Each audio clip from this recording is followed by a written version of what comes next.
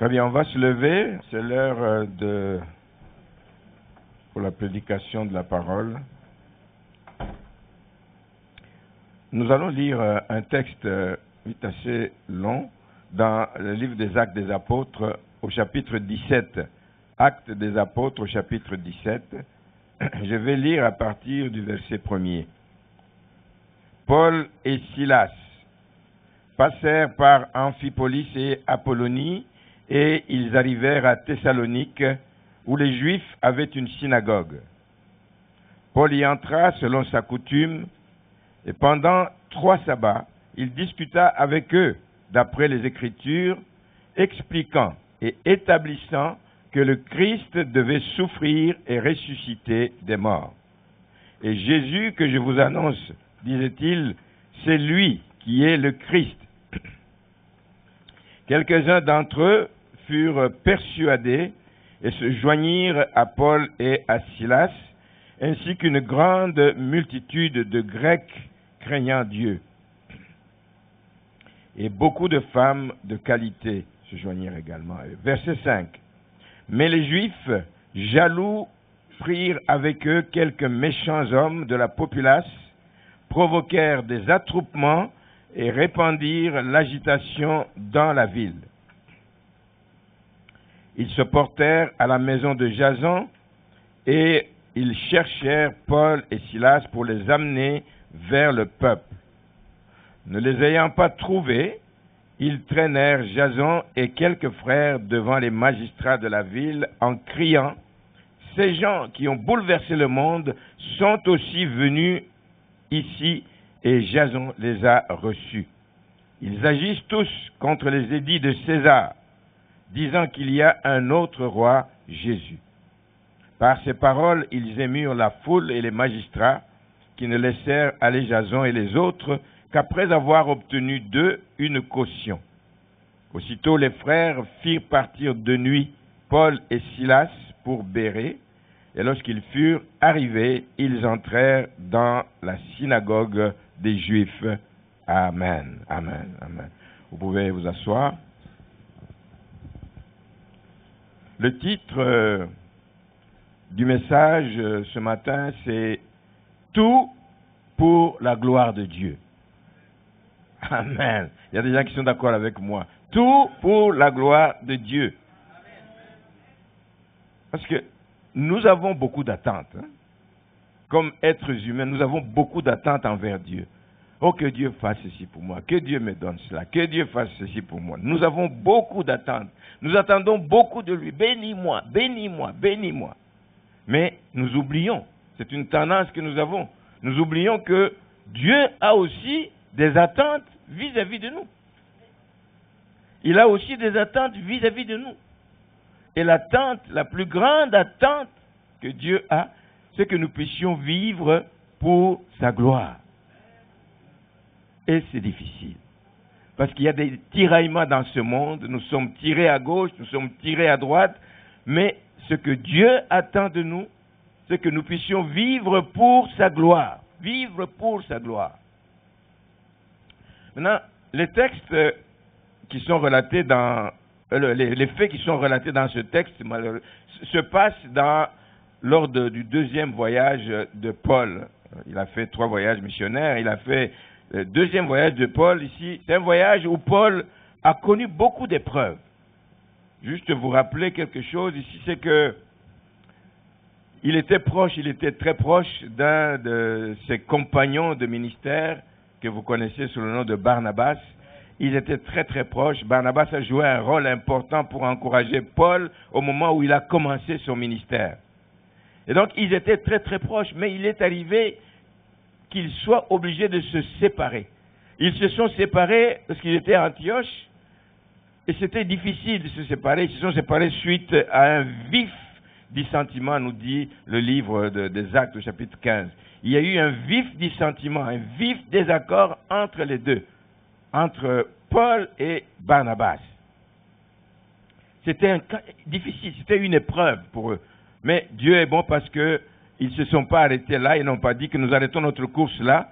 Ils ont continué chacun dans sa direction, mais toujours pour continuer à célébrer le Seigneur. Il y a aussi quelque chose d'autre qui s'est passé pendant ce temps, c'est que il y a eu l'arrestation de Paul à Philippe. Paul et Silas ont été arrêtés quand ils sont arrivés dans la ville de Philippe. Arrêtés pourquoi? Parce que Paul a travaillé quand il a découvert, le Seigneur lui a révélé qu'il y a une femme qui les suivait, qui criait derrière eux pendant plusieurs jours, et le Seigneur lui a révélé qu'il y avait un esprit de python en elle. Il dit non, ça n'a pas de sens, on ne peut pas continuer comme ça. Il a pris autorité et cette femme a pu être délivrée. Et vous comprenez ce qui s'est passé par la suite. Tous les gens qui tiraient des revenus de ce que cette femme faisait, ils ont commencé à persécuter Paul et Silas jusqu'au moment où ils ont été jetés en prison. Mais quand ils sont arrivés à Thessalonique, c'est dans notre texte ici, ils ont commencé aussi à être persécutés. Persécutés par les Juifs jaloux. Jaloux de quoi? Paul n'a rien pris qui le concerne, mais ils étaient jaloux de ce ministère. C'était un ministère qui produisait des fruits. C'est un ministère qui produisait des résultats. C'est un ministère qui faisait que partout où il passait, il prêchait la bonne nouvelle de l'Évangile. Les âmes étaient gagnées à Christ. Les gens venaient à Christ. Les gens quittaient leur ancienne foi de judaïsants, etc., pour venir à Christ. Ça leur a créé des problèmes. Et ils ont dit non, ces gens-là nous dérangent. Ils ont bouleversé le monde partout où ils sont passés. On ne peut pas accepter de les voir ici. Donc, ils ont voulu leur créer des problèmes. Paul a eu des problèmes, et beaucoup de problèmes durant ce ministère. Vous savez, si vous lisez dans le livre des Actes par la suite, quand il s'est rendu à Corinthe, là aussi, il a rencontré beaucoup d'opposition. On l'a injurié, on l'a maltraité, etc. Il ne recevait que ça de la part des Juifs partout où il passait. Mais, vous savez, malgré les épreuves, malgré les difficultés qu'il a rencontrées, le Seigneur connaissait le cœur de Paul. Le Seigneur connaissait le sérieux de Paul. Le Seigneur connaissait la motivation de Paul. Et le Seigneur approuvait ce que Paul faisait. Alors il l'a rassuré quand il est arrivé à Corinthe dans une vision. On lit ça dans le chapitre 18 d'Actes, le verset 9, il dit « Ne crains point, Paul. Oui, tu es maltraité. Oui, on te fait la vie difficile. Mais il dit, ne crains point, mais parle. Parle et ne te tais point. Car je suis avec toi et personne ne mettra la main sur toi pour te faire du mal. » Alors c'est bon de l'entendre de celui qui peut tout, n'est-ce pas? C'est bon de l'entendre de celui, comme on a chanté, qui a le dernier mot. C'est bon de l'entendre que le Seigneur est avec moi. Je n'ai pas besoin de... Les montagnes se dressent devant ma vie. Les situations difficiles se multiplient dans ma vie. Mais je sais que le Seigneur me dit de ne rien craindre. Et il lui dit, ne te tais pas. Personne ne mettra la main sur toi pour te faire du mal. Parle, car j'ai un peuple nombreux à sauver dans cette ville. J'ai un peuple nombreux à sauver dans la ville. Et encore aujourd'hui, le Seigneur a besoin des gens qui se lèvent malgré les épreuves, malgré les ondits, malgré les barrières que le système peut nous mettre. On a besoin que des gens se lèvent parce qu'il y a un peuple nombreux à gagner dans la ville de l'Assomption. Il y a un peuple nombreux à gagner dans la région de la Naudière. Dans la ville de l'Assomption, à ma connaissance, il n'y a que 2 églises, on va dire, évangéliques. Que 2. Il y a une grande population ici. Si la population était convertie, on n'aurait pas de place où mettre les gens dans les églises. Ici, on devrait faire 2-3 cultes. Dans l'autre église, pareil. L'église à côté, c'est une église catholique. Elle est quasiment vide dans le grand bâtiment qu'ils ont là-bas.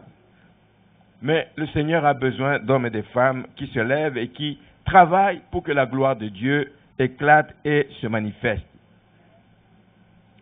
On n'aime pas les épreuves. Hein? Moi non plus, je n'aime pas les épreuves, mais je veux juste vous rappeler que parfois, les épreuves que nous pouvons vivre, c'est pas parce que l'ennemi s'attaque à nous, mais les épreuves que nous pouvons vivre, nous pouvons rencontrer, c'est pour le bien.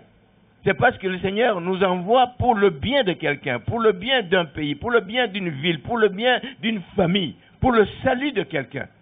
On peut passer par les épreuves parce que le Seigneur cherche à atteindre une personne et si nous nous disposons, le Seigneur fait son œuvre. Le Seigneur fait son œuvre.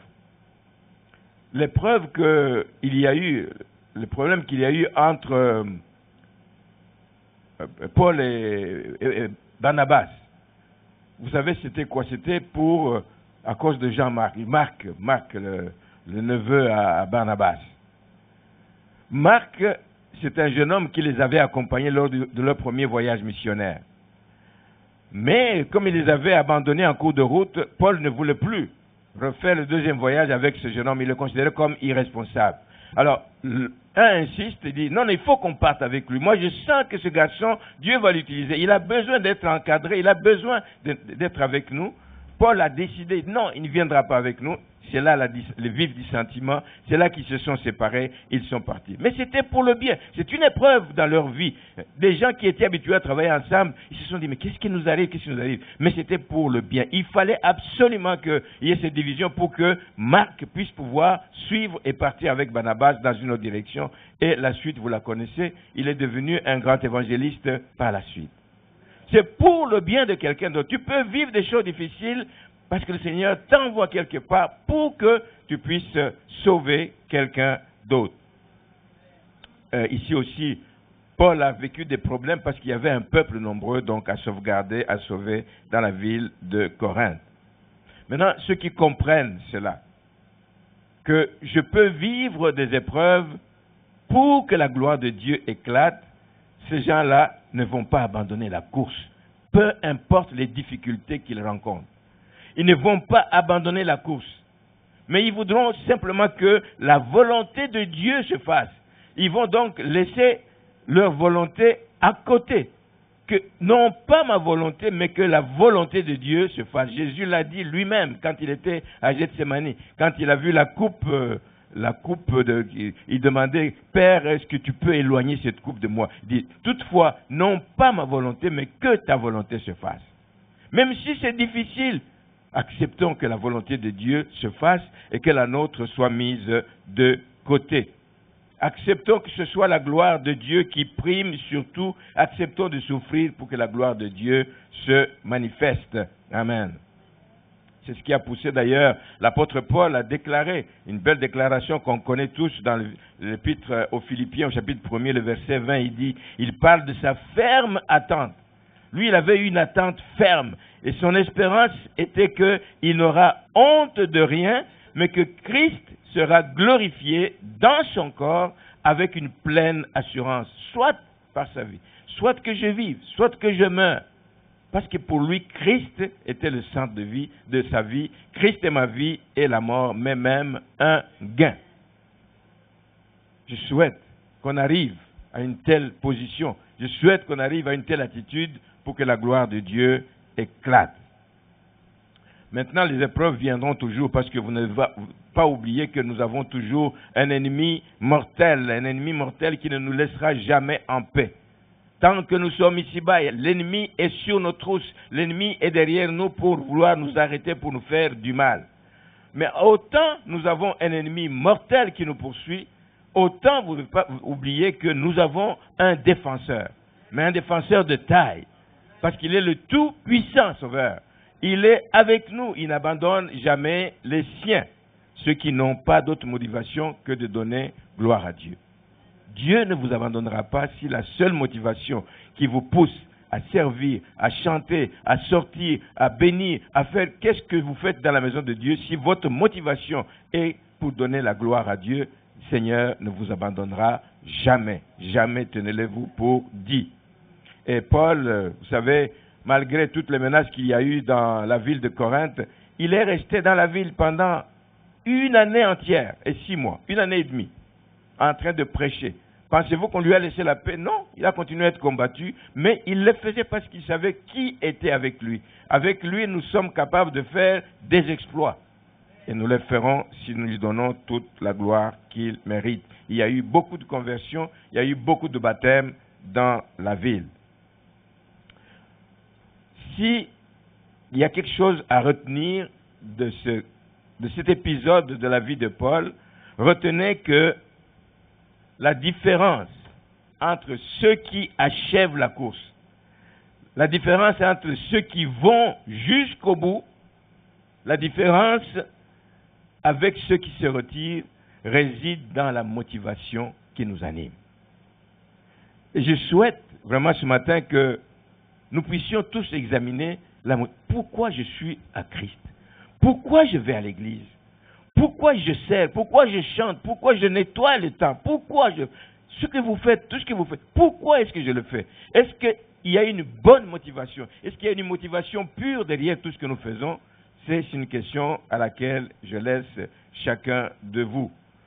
Ça doit être une motivation qui donne gloire à Dieu.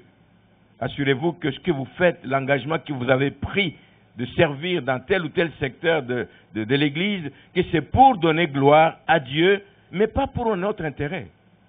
Il y a beaucoup d'intérêts. Les gens viennent avec beaucoup d'intérêt dans l'Église. Je viens pour être béni. Je viens parce que je veux être connu. Je veux parce que. Mais il ne faut pas qu'il y ait un intérêt autre que pour donner gloire à Dieu. Alors là, vous êtes sûr que vous allez aller de l'avant. Je voudrais aujourd'hui, ce matin, prêcher sur base des exemples. Je viens de donner l'exemple de Paul. Paul avait un cœur pour son Seigneur. Il dit, pour moi, même si je dois mourir pour lui, je mourrai parce que je veux que ma vie lui donne gloire. Mais il n'est pas le seul. Beaucoup d'exemples nous ont donnés dans la Bible. Je ne vais que donner des exemples qui nous assurent. Ça a été écrit, leur histoire, leur témoignage de ces personnes a été écrit dans la Bible pour nous servir d'exemple, pour que nous puissions apprendre d'eux et qu'en retour, nous aussi, nous puissions faire quelque chose qui glorifie Dieu. Je vais parler d'un autre personnage dans la Bible, c'est David. Je lis un texte dans le livre des Psaumes 132. Le Psaume 132 à partir du verset 1er, c'est dans les Cantiques des degrés. Éternel, souviens-toi de David de toutes ses peines, toutes les peines qu'il a eues par amour pour son Dieu. Verset 2. David donc jura à l'Éternel, il fit ce vœu au puissant de Jacob. Quel est son vœu? Il dit, je n'entrerai pas dans la tente où j'habite. Je ne monterai pas sur le lit où je repose. Je ne donnerai ni sommeil à mes yeux, ni assoupissement à mes paupières, jusqu'à ce que j'aie trouvé un lieu pour l'Éternel. Pour l'Éternel. Une demeure pour le puissant de Jacob. C'est un cri du cœur de David. Parce que David, la Bible nous le présente comme étant l'homme selon le cœur de Dieu. L'homme qui vivait pour que la gloire de Dieu éclate dans sa vie et autour de lui. Et il avait un cri du cœur ici, parce qu'il avait un cœur tout entier pour Dieu. Il connaissait dès sa jeunesse l'importance de l'arche de l'alliance. Tous les Juifs grandissaient, ils connaissaient des histoires qui se racontaient dans la famille. On leur parlait de ce que Dieu avait instauré depuis leurs pères, depuis leurs ancêtres, etc. L'importance de l'arche de l'alliance comme étant le symbole de la présence de Dieu au milieu de son peuple. Donc l'arche avait une importance capitale. On veillait sur l'arche de l'alliance parce que ça symbolisait la présence de Dieu au milieu de son peuple. Mais il est arrivé qu'à cause des agissements, des mauvais agissements de leur père, à un moment donné, l'arche a été emportée par les ennemis, l'arche a été emportée par les Philistins, très loin du peuple, et donc c'était la désolation au milieu de ce peuple. La présence de Dieu n'est plus au milieu de nous. Et on dit à ce moment-là que la gloire de Dieu fut bannie en Israël. Mais, comme Dieu se défend par lui-même, nous croyons souvent que nous aidons Dieu, mais Dieu est capable de se défendre par lui-même. Il est capable de s'occuper de ceux qui ont emporté l'arche. L'arche se trouvait où elle ne devait pas être. Et Dieu a dit, mais je sais comment ramener cette arche. Il a provoqué des maladies. Il a provoqué la désolation dans le camp des Philistins. Il leur a envoyé des hémorroïdes, toutes sortes de maladies. Ces gens ont compris que nous avons fait quelque chose. Nous avons touché à quelque chose de sacré. Nous avons touché à quelque chose d'intouchable. Il faut qu'on puisse trouver le moyen de ramener. Dieu se défend. Quand ils ont voulu prendre leur dieu Dagon, le mettre dans le temple, mais Dagon est tombé et s'est brisé. Dagon est tombé et s'est brisé. Donc Dieu se défend par lui-même. Dieu se défend par lui-même. Et pour revenir à David, David, en grandissant, a su donc que l'arche avait été emportée et il a su à quel moment l'arche est revenue. Mais quand elle est revenue, elle n'est pas revenue à Jérusalem directement. Elle s'est arrêtée en cours de route à Kirjath-Jéarim, où elle est restée pendant, la Bible parle de 20 ans. Là, c'est pendant le règne de Saül. L'arche est restée pendant 20 ans dans cette ville de Kirjath-Jéarim, pendant le règne de Saül. Saül, ça ne le préoccupait pas que la présence de Dieu soit loin de Jérusalem. C'est là où il avait choisi d'être adoré, mais ça ne le préoccupait pas, c'était de l'inconscience, de la négligence de la part de Saül. Et David en avait de la peine.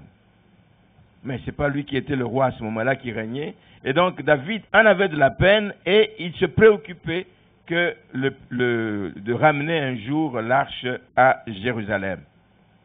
Si bien que lorsqu'il a été élevé en royauté, ça a pris du temps, etc., mais à la fin, il est devenu roi et poussé par la gloire de Dieu, recherchant la gloire de Dieu, poussé par un élan d'amour, poussé par la considération qu'il avait pour son Dieu, David a tout fait pour que ce vœu qu'il a fait à l'Éternel puisse donc se concrétiser, donc de ramener l'arche de Dieu à Jérusalem. Mais il a mis son plan à exécution, mais avec des erreurs.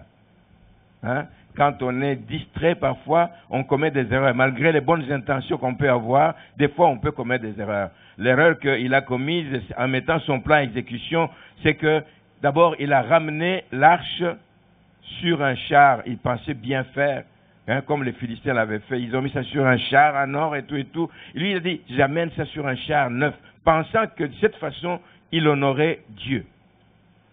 L'arche était accompagnée par des personnes qui n'étaient pas attitrées, parce que Dieu avait donné des consignes. Dieu avait donné des instructions sur la manière dont les choses doivent se passer quand on déplace l'arche de l'Alliance. Un char neuf, ça n'impressionne pas Dieu. Amen. Ce qui impressionne Dieu, c'est qu'on obéisse à ce qu'il a ordonné. Et quand nous lisons dans l'histoire, on sait qu'un drame est survenu avec la bonne intention qu'il a eue. Un drame est survenu parce que l'arche sur le char neuf était transportée par des bœufs et tout. Et à un moment donné, la route n'étant pas bonne, l'arche a failli tomber. Et Uza a voulu protéger l'arche. Oh, que l'arche de Dieu ne tombe pas. Il n'avait pas le droit de toucher. C'était un objet sacré, c'était un objet saint.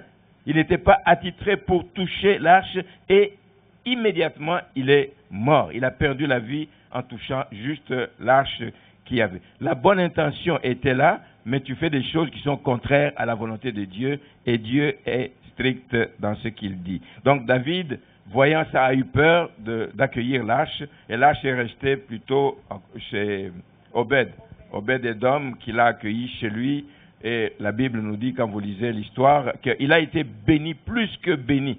Quand la présence de Dieu est quelque part, la bénédiction est assurée. Amen. Et David l'a entendu, il a dit, oh non, toutes les bénédictions là-bas chez Obed, non, ramenons l'arche à Jérusalem. Une deuxième fois, en ayant vu les erreurs commises, il fait attention cette fois-ci, et ils sont allés rechercher l'arche, et l'arche est arrivée donc à Jérusalem. Donc, dans tout ce que nous faisons pour le Seigneur, nous pouvons être animés d'une bonne intention. Mais il ne suffit pas d'avoir une bonne intention pour le Seigneur. Il ne suffit pas d'avoir une bonne intention dans le service qu'on offre à Dieu. L'intention peut être bonne, mais il faut être attentif. Il faut être prudent. Il faut éviter la distraction. Il faut éviter des erreurs. Il faut se conformer aux instructions de Dieu.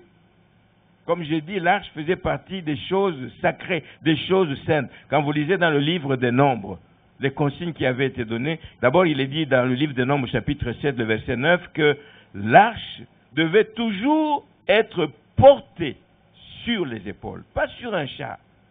C'est des instructions claires que Dieu avait données. Devait être portée sur les épaules. Pas n'importe l'épaule de n'importe qui. Devait être portée sur les épaules des fils de Kehat, parmi les Lévites, parmi les enfants de Lévi. Il avait choisi parmi les enfants de Lévi, les Lévites en général étaient consacrés pour travailler dans le temple, mais parmi eux, il y avait la famille de Kehat qui devait porter l'arche sur leurs épaules. C'était clair. Comment la distraction a fait qu'ils oublient ça et que ça a provoqué la mort de Uza? Voilà donc les conséquences. Dans le livre des Nombres, toujours, vous pourrez lire ça à la maison, dans le livre des Nombres au chapitre 4, c'est bien décrit les fonctions de chacun des enfants de Lévi. Alors quand Dieu donne des ordres bien-aimés, encore aujourd'hui, frères et sœurs, nous devons veiller sur chaque détail. Chaque détail est important quand Dieu donne un ordre. Il donne un ordre précis et chaque détail a son importance. Donc, chaque fois que vous voudrez honorer Dieu, l'ennemi va chercher à vous distraire. L'ennemi va chercher à vous mettre des bâtons dans les roues. D'où l'importance de continuellement veiller et de continuellement prier pour qu'on soit alerte. L'ennemi peut vous mettre des idées, vous embrouiller les idées, vous oubliez ce que Dieu vous a réellement demandé et vous dites non, c'est pour Dieu que je vais le faire, mais vous allez à l'encontre de ce qu'il vous a dit, mais vous perdez tout le bénéfice. Au contraire, vous pouvez même être puni pour cela.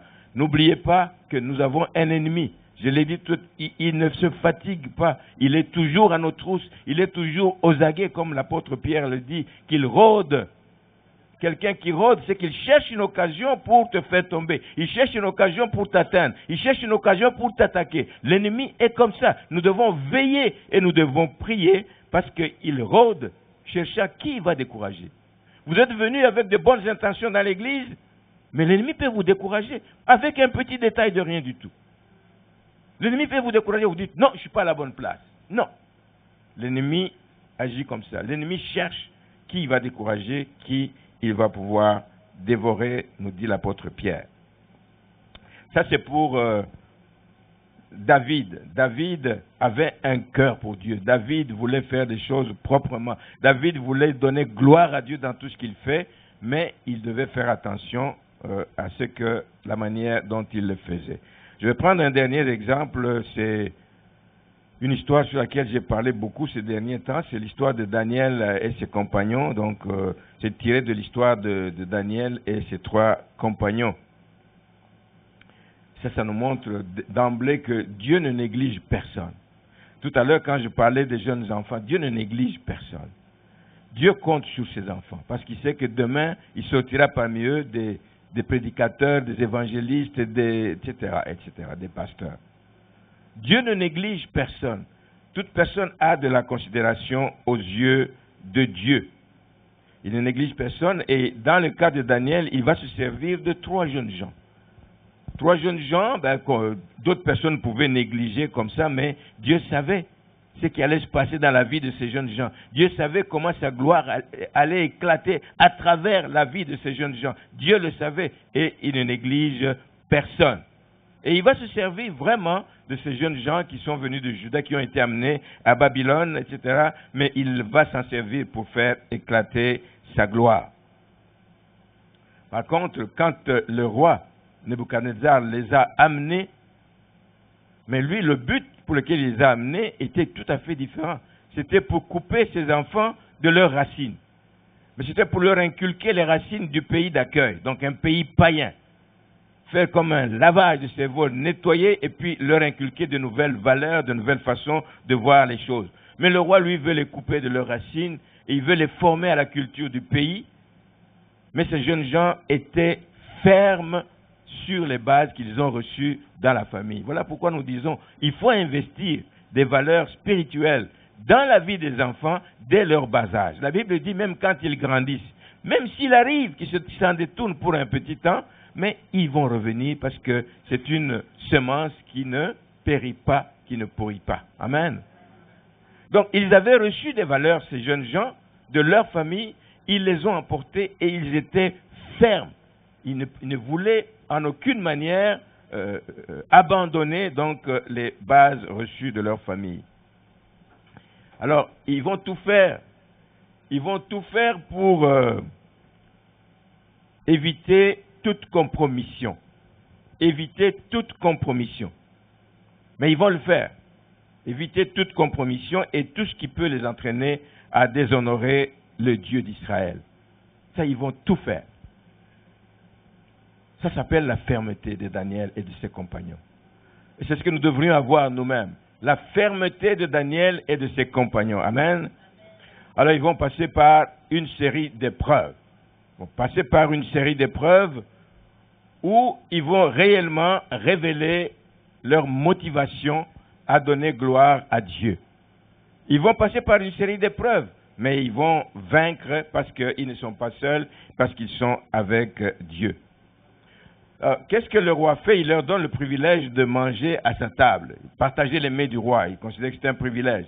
Mais les jeunes gens, sachant les pratiques de ce pays, que c'est des mets qui sont sacrifiés aux idoles, ben, ils ont refusé. Ils ont refusé. Ben, pas de n'importe comment. Ils ont certainement prié, Seigneur, accorde-nous la faveur que nous puissions demander à cet eunuque qui est chargé de nous de ne pas nous obliger à manger les mets du roi. Et ils ont demandé plutôt de manger des légumes à la place, etc. Et Dieu leur a donné cette faveur. Dieu leur a accordé cette faveur. Ils ont refusé en sachant qu'ils ne peuvent pas manger les aliments sacrifiés aux idoles. Leur bonne motivation, celle qui les guidait, leur attira la faveur de l'eunuque. L'eunuque accepta leur demande tout de suite parce qu'ils avaient une bonne motivation de donner gloire à Dieu. Ils ne se sont pas opposés juste parce qu'ils voulaient s'entêter. Ils se sont opposés parce qu'ils voulaient donner gloire à Dieu. Et quand Dieu voit cela, ben, il va toucher le cœur des personnes autour de vous pour qu'il puisse vous accorder la faveur que vous demandez. Et donc, on a donné la faveur à Daniel et ses compagnons de ne pas manger les mets du roi. Et le résultat ne s'est pas fait attendre, évidemment, parce que la Bible nous dit que ce qu'ils ont mangé comme légumes leur a donné plus d'embonpoint que les autres enfants, que les autres jeunes gens. Ils ont eu plus d'embonpoint et pendant 10 jours, ils avaient meilleure mine que tous les autres. Pensez-vous que l'ennemi a compris la leçon et l'ennemi s'avoue vaincu? Pas du tout. L'ennemi ne s'avoue pas vaincu à ce moment-là. Il va provoquer encore une autre épreuve. Deuxième épreuve qu'ils ont connue, c'est que, il va les menacer de mort. Il va organiser des circonstances pour qu'on puisse menacer ces jeunes gens de mort. Faire l'affaire courte, le roi fait un songe qu'il oublie. Et il demande aux gens de la cour, les devins, les magiciens, les astrologues, il dit, mais vous devez me dire ce que j'ai fait comme songe et vous devez me l'interpréter, me l'expliquer parce que je n'y comprends rien. Mais c'est difficile. Tout le monde dit, non, c'est pas possible. Tu nous demandes des choses impossibles, des choses que personne n'arrivait à expliquer. Mais Daniel, encore pour donner gloire à Dieu, vous allez voir, c'est pour donner gloire à Dieu, c'est pas pour se faire valoir qu'il a demandé. Il a demandé au roi la faveur. Donnez-moi un temps, s'il vous plaît, avant que vous ne puissiez mettre à exécution votre décision de nous faire mal à tout ce monde-là. Donnez-moi un temps pour que j'aille chercher la face de Dieu et que je revienne vous donner l'explication du songe. Il avait confiance en son Dieu. Amen. Et il avait derrière tout ça, ce que le roi ne savait pas, la motivation, il dit, c'est pour que, à travers cette circonstance, la gloire de Dieu puisse éclater. Donc, il ne le fait pas pour se faire valoir. Il ne le fait pas pour avoir des galons. Mais il cherche une occasion pour que le roi sache que le Dieu que eux servent est un Dieu grand, est un Dieu redoutable, est un Dieu qui fait des choses qu'aucun autre ne peut faire. Et Dieu, fidèle à lui-même, révéla le songe à Daniel. Avec tous les détails, et Daniel est allé donner l'explication au roi, et le roi est resté ébahi. Nous sommes ébahis devant Dieu, mais le roi aussi était ébahi par ce qu'on lui disait. Donc, il révéla le songe au roi. Nous lisons ceci dans Daniel, au chapitre 2, le verset 27. Daniel 2, 27. Daniel répondit en présence du roi et dit, donc il va donner, ce que le roi demande est un secret que les sages, les astrologues, les magiciens, les devins ne sont pas capables de découvrir au roi. Ils ne sont pas capables de découvrir. Et il ajoute, mais il y a dans les cieux un Dieu. Il y a dans les cieux un Dieu que tu ne connais peut-être pas, mais il y a un Dieu qui qui révèle les secrets et qui a fait connaître au roi Nebuchadnezzar ce qui arrivera dans la suite des temps. Daniel ne le fait pas pour avoir des galons, il ne prend pas non plus le crédit sur lui. Le crédit, il le met sur le compte de Dieu. Ce n'est pas moi, au roi, c'est Dieu, le Dieu des cieux, qui connaît les secrets et qui les révèle à qui il veut les révéler. Le résultat fut immédiat et c'est tout ce qu'il pouvait espérer. C'est au verset 46, c'est que le roi tomba sur sa face en entendant ce que Daniel avait dit. Il tomba sur sa face et se prosterna devant Daniel et il ordonna qu'on lui offrit des sacrifices et des parfums. Le roi adressa la parole à Daniel et dit en vérité, votre Dieu est le Dieu des cieux, des dieux, et le Seigneur des rois. Votre Dieu est le Dieu des dieux, au-dessus de tous les petits dieux que nous adorons ici à Babylone. Mais il est le Dieu des dieux et le Seigneur des rois, et il révèle les secrets puisque tu as pu découvrir ce secret. Ça a donné gloire à Dieu. Même s'il y a eu de belles retombées par la suite dans la vie de Daniel, gloire à Dieu encore une fois. Gloire à Dieu. Mais le but que Daniel poursuivait, c'était de donner gloire à Dieu. Que ce roi découvre que nous sommes les serviteurs d'un grand Dieu. Nous sommes les serviteurs du Dieu des dieux, du Dieu des cieux. Amen. Et au chapitre 3, évidemment, l'ennemi vient encore à la charge dans la vie de Daniel avec une autre épreuve. Ne s'avoue pas vaincu. Une autre épreuve les attendait. Attendez, cette fois-ci, c'est les trois compagnons de Daniel qui sont donc à l'œuvre ici.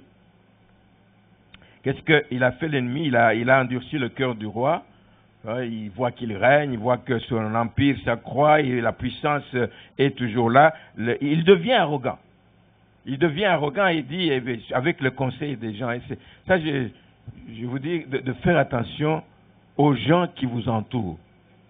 Vous savez que les gens qui vous entourent peuvent des fois vous entraîner dans le trou, là, en vous montrant qu'ils vous veulent du bien. Peuvent vous entraîner dans le trou. C'est sûrement que dans l'entourage du roi, il dit, mais écoute, regarde, ton empire est grand, est vaste, est grand, voici, tu es puissant. Mais fais-toi une statue qu'on puisse t'adorer. Et le roi a acquiescé. Il vient de dire, il n'y a pas longtemps, que le Dieu de Daniel, votre Dieu, est le Dieu des dieux. Et il n'y a que lui qu'on adore. Il n'y a que lui devant qui on peut se prosterner. Mais il veut qu'on se prosterne devant sa statue. Et il l'a fait. Il a fabriqué la statue pour se glorifier. Au lieu de donner gloire à Dieu.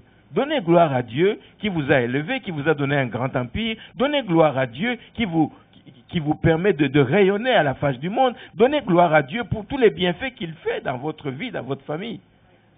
Mais ne cherchez pas à vous glorifier au lieu de glorifier Dieu. Alors, le roi fait la statue et il ordonne que tout le monde doit se prosterner devant cette statue. Daniel 3, le verset 5 nous dit ceci. Donc, l'instruction est déjà donnée.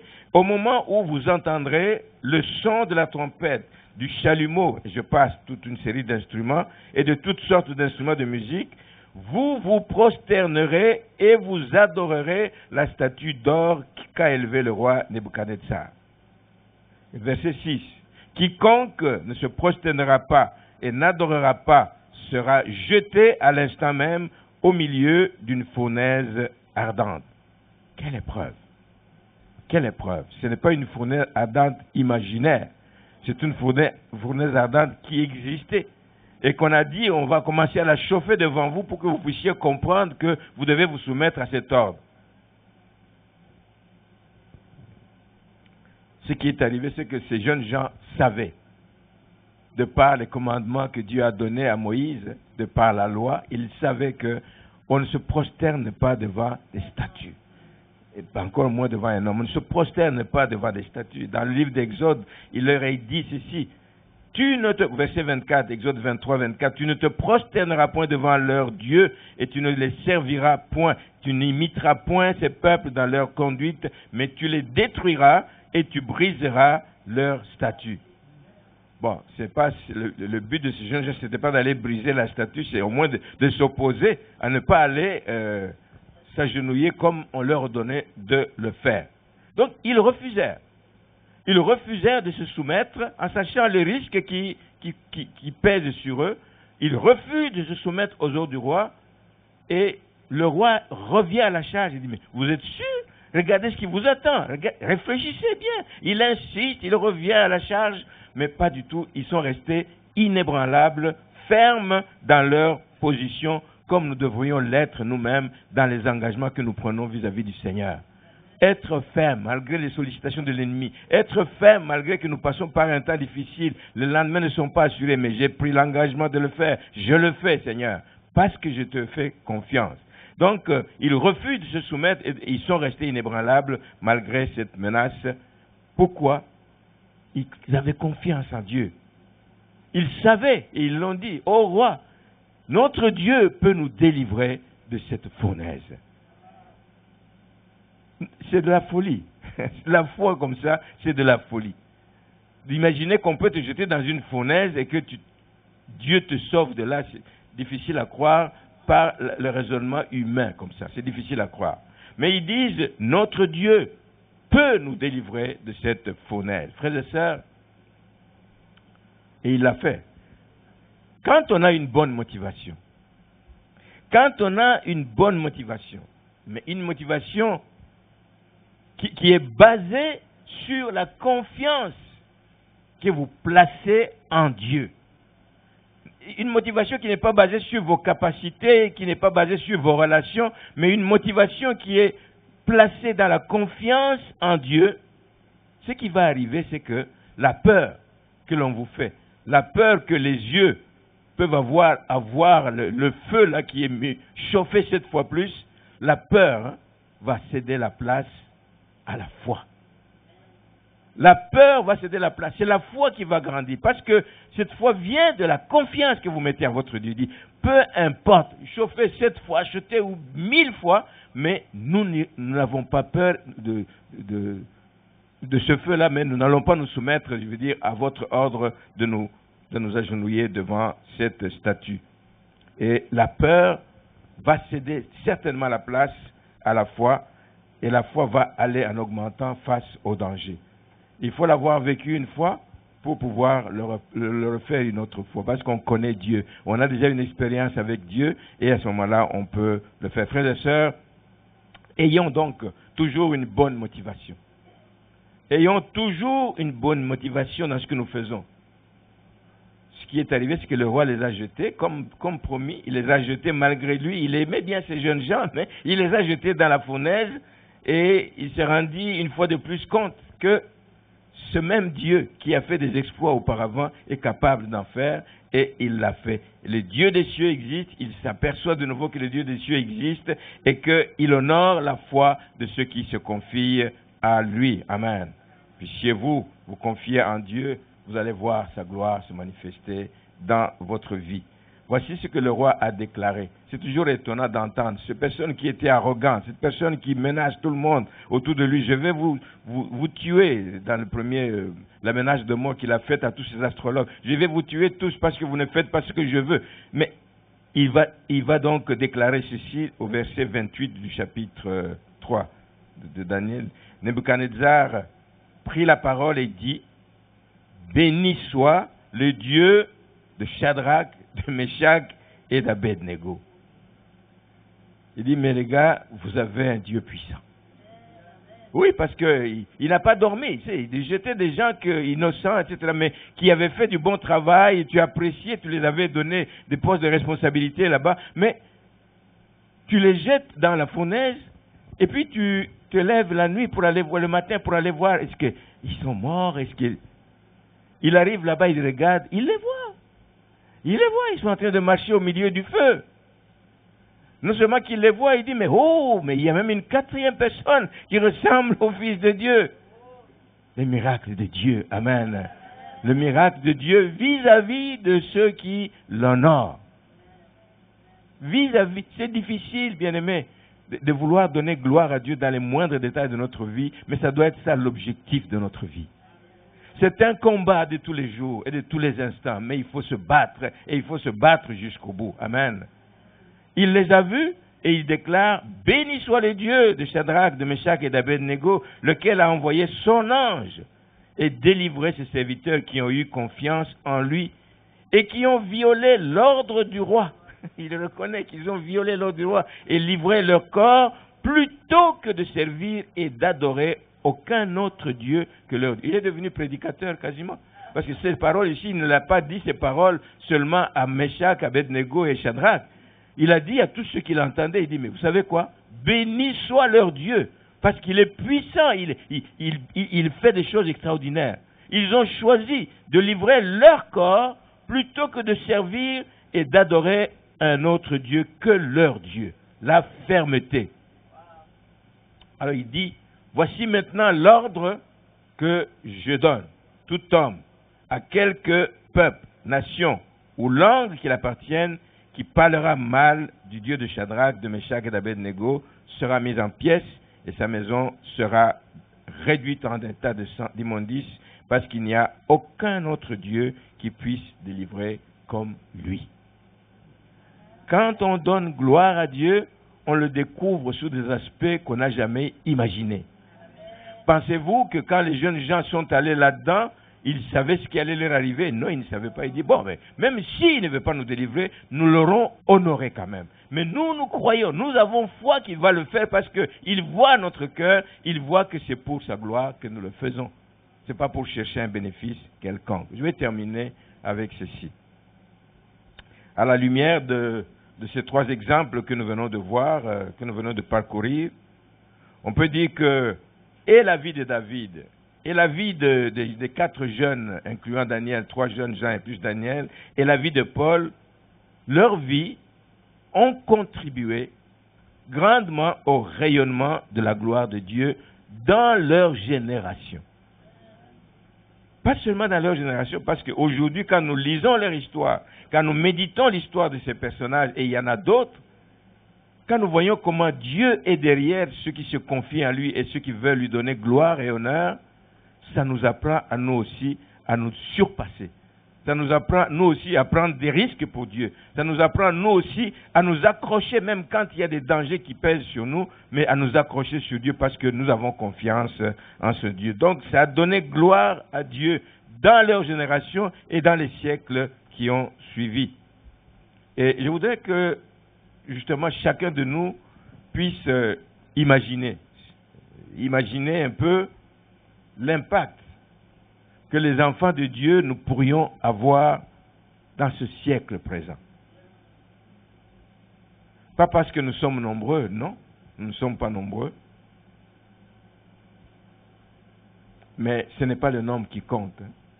Ce n'est pas le nombre qui compte, ce n'est pas l'âge qui compte, ce n'est pas la capacité physique ou l'intelligence que nous avons qui compte, mais ce qui compte, c'est celui que nous servons.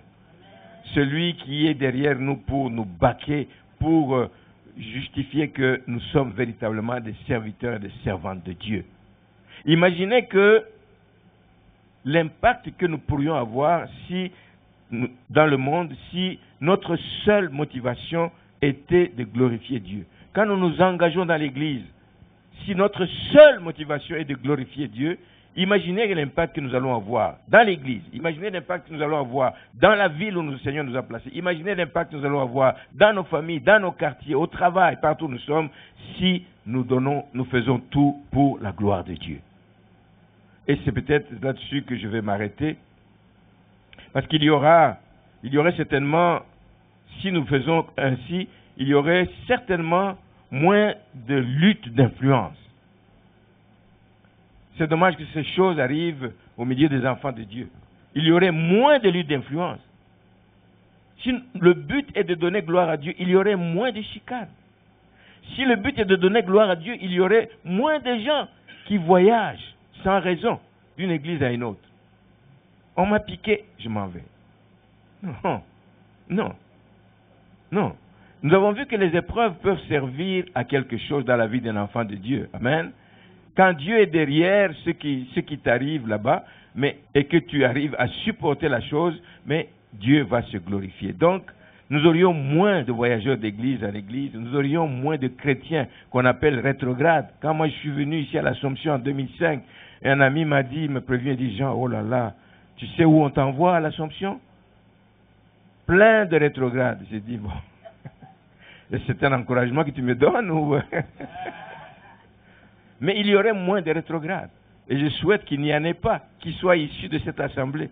Que demain, je n'apprenne pas qu'Étienne est devenu rétrograde. Non. Donnez gloire à Dieu à travers tout ce que vous vivez, etc. De notre côté, le monde, évidemment, est toujours là pour nous offrir des choses qui nous détournent de Dieu. Le monde va vouloir offrir des choses qui nous élèvent aux yeux des gens. Ça, c'est le monde.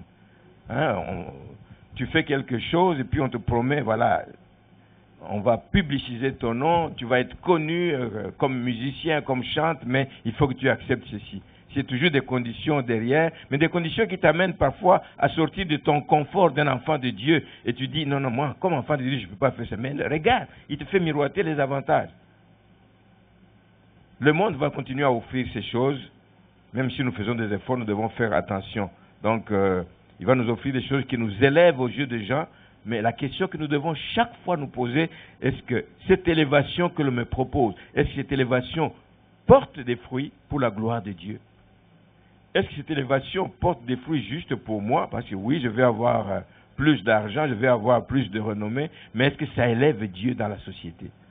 Si nous nous posons ces questions, les choses vont changer dans notre attitude à travers beaucoup de choses. Amen. Amen.